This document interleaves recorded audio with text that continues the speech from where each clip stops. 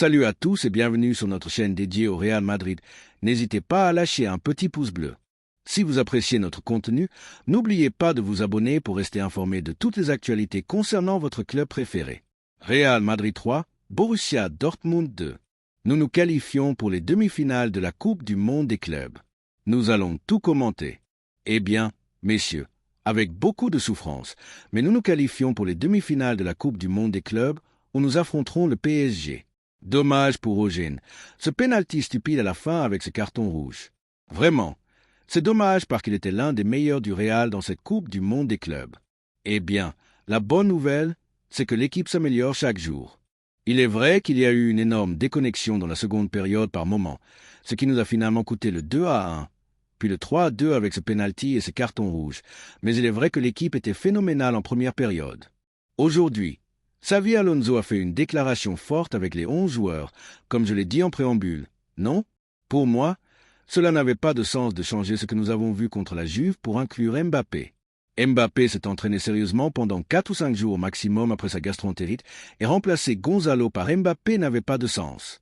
Il est vrai qu'un autre entraîneur aurait peut-être mis Mbappé, mais Xavi Alonso a privilégié la forme de l'équipe plutôt que le nom, en mettant un joueur plus connu qu'un autre, comme c'est le cas peut-être de Mbappé plutôt que Gonzalo, qui, attention, marque un but spectaculaire aujourd'hui, mais Gonzalo ne méritait pas d'être sur le banc et il répond avec un but. Le 11 était le suivant, d'accord? En tant que gardien, Courtois, en défense, une ligne de 3 avec Rudiger, Echoumi, Eugène, puis les ailes avec Arnold et Fran. Au milieu de terrain, Valverde, Judarda et à l'attaque Vini Gonzalo. Il est vrai que ce système, chacun le verra à sa manière, 5-3-2, 3-5-2.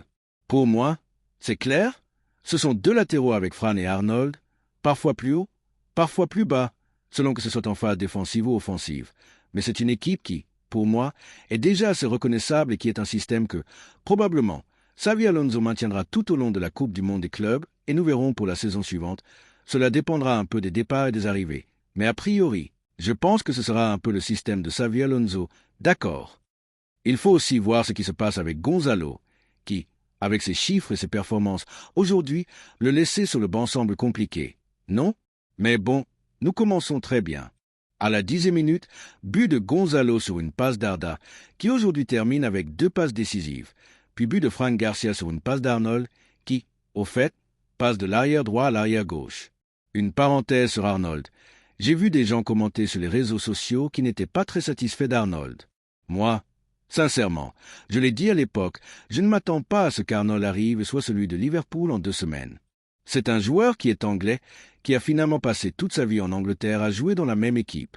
C'est une ligue très différente de l'espagnol, qui est vrai qu'il n'a pas joué en Espagne, mais l'équipe est différente, le style de jeu aussi, bien que pas tant que ça parce que le Madrid est une équipe qui attaque beaucoup, mais il est normal qu'il ne soit pas à son meilleur niveau. Même s'il n'est pas à son meilleur niveau, eh bien, écoutez, sincèrement, je ne pense pas qu'il est un mauvais mondial des clubs, même si je sais qu'il peut donner plus. Mais c'est que techniquement, ce gars est une folie. Non? C'est comme ça. Mais bon, la première période, le Real Madrid était très bien, très supérieur au Dortmund. Il est vrai qu'après le 2e but, l'équipe recule un peu, cherchant le Dortmund en contre. Je peux le comprendre. Il est vrai que je pense que Xavi ne voulait pas ça. Peut-être voulait-il que l'équipe ait plus le ballon. Mais je comprends que le compte faisait assez mal. Comme je le dis, nous aurions pu marquer un autre but, mais nous partons avec un 2-0 à la mi-temps. L'équipe en seconde période, pour moi, n'est pas, je veux dire, ne me convainc pas beaucoup parce que je pense qu'avec le 2-0, il se relâche. Écoutez, je comprends qu'avec la façon de jouer maintenant, l'équipe est plus susceptible de recevoir des occasions. Mais vraiment, avant le 2-1, qui est arrivé à la 93e minute, pratiquement, j'avais déjà vu que le but du Dortmund planait à 1 ou 2 occasions et je me disais, bon, je ne dis pas d'attendre en arrière, mais c'est que nous laissons beaucoup d'espace. Je ne comprends pas que cela soit un peu le cas tous les jours avec Xavi. C'est-à-dire qu'ils vont nous marquer ou qu'ils vont. Beaucoup nous atteindre et l'idée est d'en marquer plus que l'équipe rivale. Mais aujourd'hui, par exemple, cela nous a presque coûté le match et sûrement la qualification parce que le 2-1 à la 93e minute est vrai que peu après.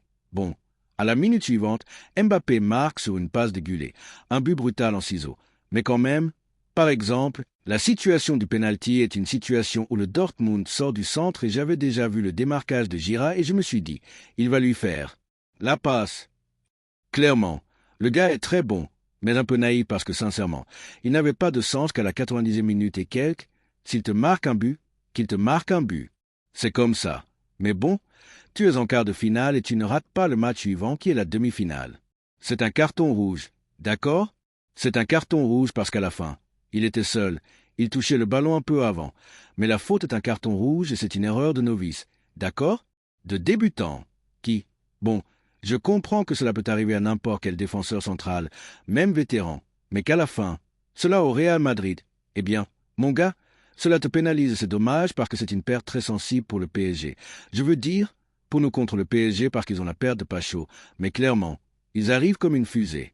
En fait, nous avons le PSG maintenant, qui est le favori de cette Coupe du Monde des clubs, une équipe qui a tout écrasé en France, une équipe qui a tout écrasé dans la précédente Ligue des Champions. Donc c'est une perte sensible et c'est dommage parce que, sincèrement, j'étais très content.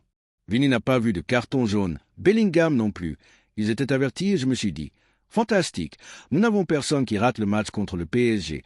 Je veux dire, le match contre le PSG et OG est une perte très sensible, vraiment. Si quelqu'un dont ratait le match, je ne serais pas si préoccupé, vraiment. Mais c'est qu'en défense, sincèrement, cela me laisse des doutes maintenant sur la défense, non?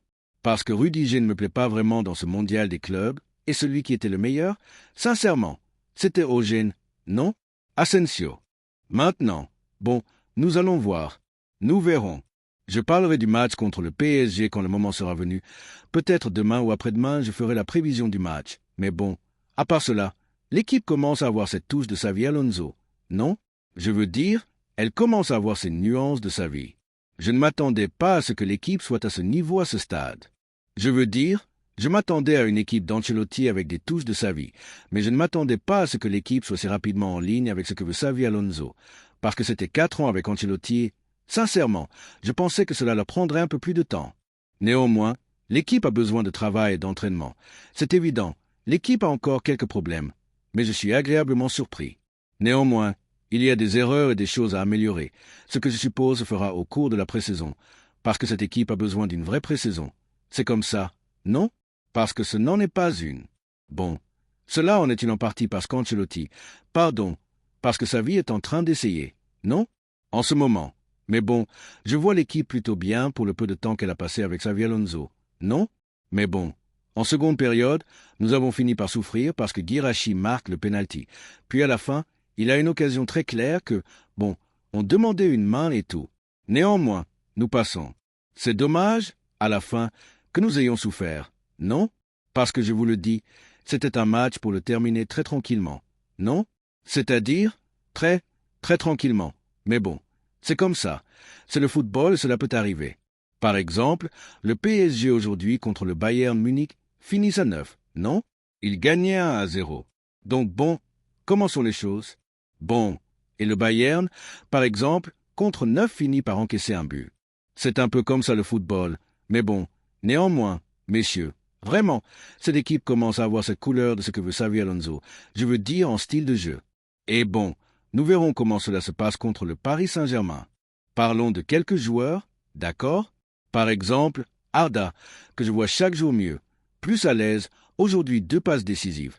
Vraiment, il fait une très bonne passe à Mbappé, aussi à Gonzalo. Parce que Gonzalo aujourd'hui, on ne peut pas le retirer. Sincèrement. Je ne pense pas qu'il le retire contre le PSG à Gonzalo. Je pense qu'il va répéter ce 11, évidemment sans Eugène. Mais c'est que Gonzalo ne contribue pas seulement parce qu'il marque, non, c'est qu'il a pratiquement un but par match. C'est que le gars, en plus, apporte beaucoup au niveau du jeu et attention, au niveau de la pression collective. Il apporte beaucoup, non?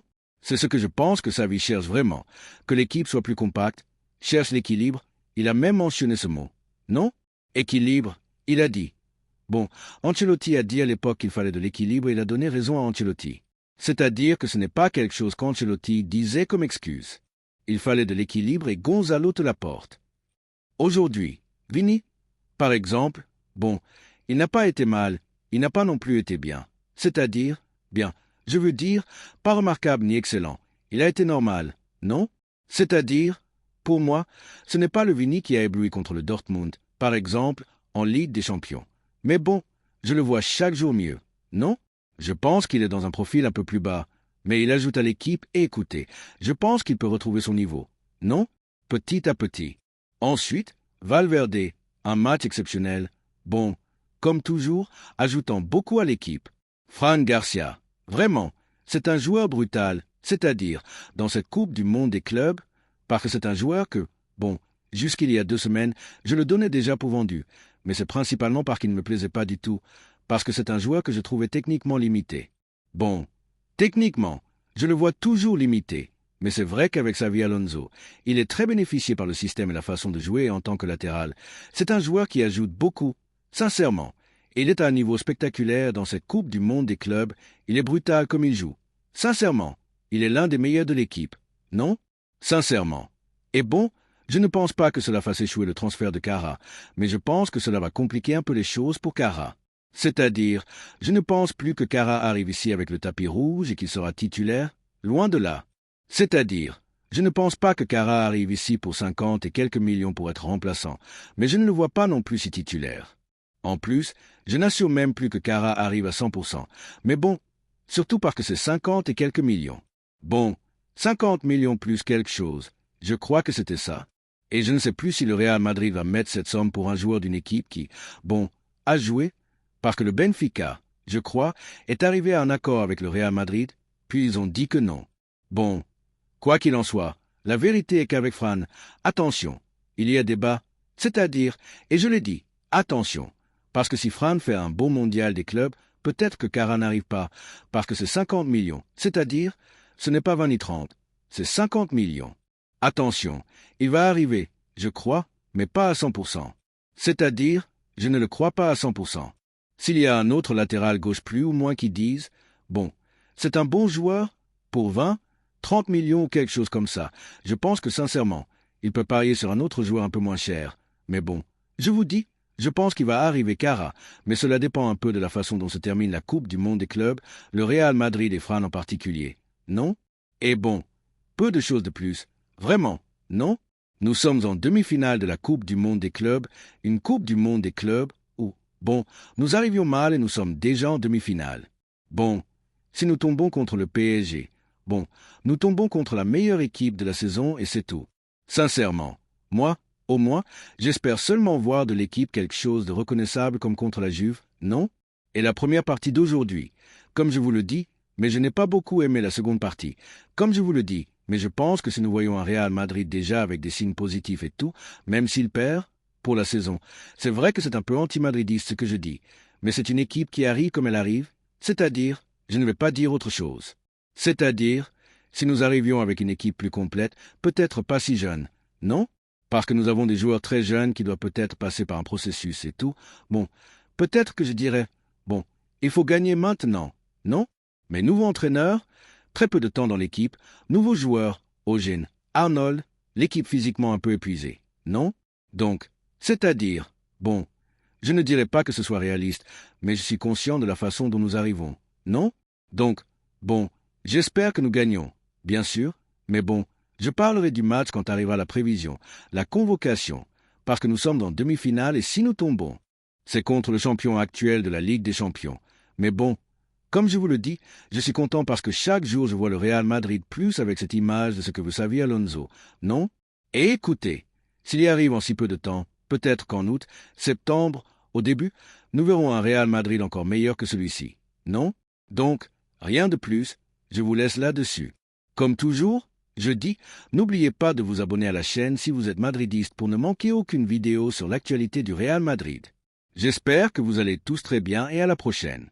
Au revoir. Merci d'avoir regardé cette vidéo et j'espère que cette vidéo vous a plu. N'hésitez pas à lâcher un petit pouce bleu, vous abonner à la chaîne et à activer la cloche pour ne rien manquer des prochaines vidéos.